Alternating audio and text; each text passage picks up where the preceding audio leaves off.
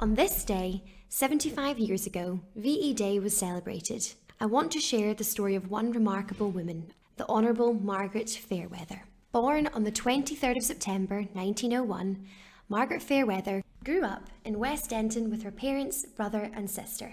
In the autumn of 1936, Margaret learned to fly at Newcastle Aero Club and officially acquired her wings in 1937 when she formally received the Royal Aero Club certificate. As an experienced pilot, Margaret became an instructor for the Civil Air Guard at Renfrew and began training pilots. After the war was declared, Margaret became one of the first 8 women members of the Air Transport Auxiliary in 1941.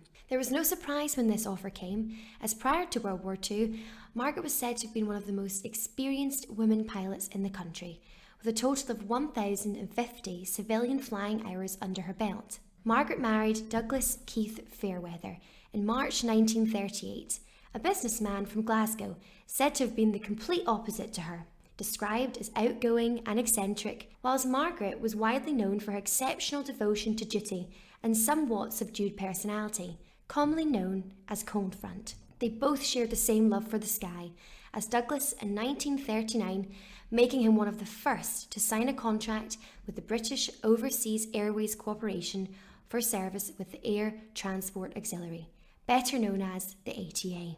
Although Margaret was just as experienced, if not more, decisions were still conflicted with the notion that professional women were still seen as a novelty. Although many women volunteered to serve in the ATA, pilots were employed in RAF ferry pilot pools, and the RAF would not agree to the employment of women here.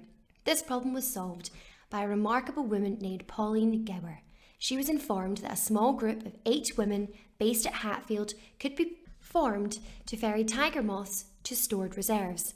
The sky was the limit for Margaret and the other 7 female members of the ATA on the 1st of January 1940 as they signed their contract and became members. It wasn't until a year later that Pauline Gower let the women soar as they were granted equal flying opportunities. The story behind the ATA as a whole is one of true courage, skill and sacrifice. Founded at the outbreak of World War II, the civilian organisation ferried the RAF and Royal Navy warplanes between factories, maintenance units and frontline squadrons. Initially, it was envisioned that pilots would fly light aircraft to transport mail and medical supplies. During the war, the ATA ferried a total of 309,000 aircraft, comprising of 147 different types of planes. As they were required to stay within sight of the ground, they were not taught the art of flying with instruments. They did this flying blind, with no radios, no flying instruction, only a compass, map and a watch, all at the hands of the British weather. As it wasn't until D-Day in June 1944 that pilots were taught how to use radios. In some instances, pilots would fly up to 6 different types of planes in one endeavour. Margaret had a remarkable military career, as she was one of the very first female pilots to fly a Supermarine Spitfire. This was a single-seated fighter aircraft. Her immense aviation expertise can be taken from the knowledge that Margaret also took front seat in other planes, such as Tiger Moths and Hurricanes. As many other female pilots took to the skies, they became known as the ATA Girls. As a result of this remarkable role, women played in the war effort. They received substantial attention, much to the displeasure of some men.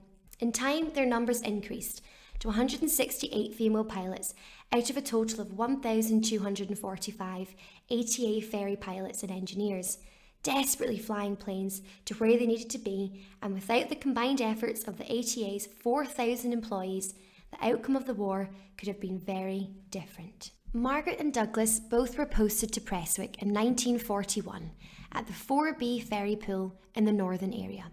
Margaret was promoted to flight captain in 1942 in charge of the women's flight at Prestwick, which showed her continuous devotion to her duty.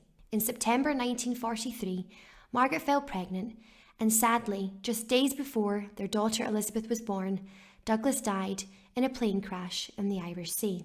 Margaret returned to work in June 1944. Only a few months after Douglas had passed, Margaret died on the 4th of August 1944.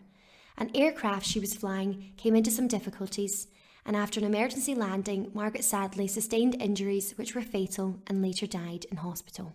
Margaret and her husband Douglas are both buried at Dunure Cemetery in Ayrshire. Margaret and her husband are the only Air Transport Auxiliary couple to share the same grave and headstone.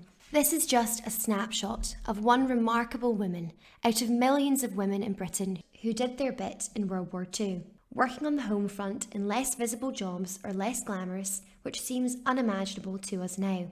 This woman, who broke down barriers, lies on VE Day in the cemetery at Dunure. Gone, but not forgotten.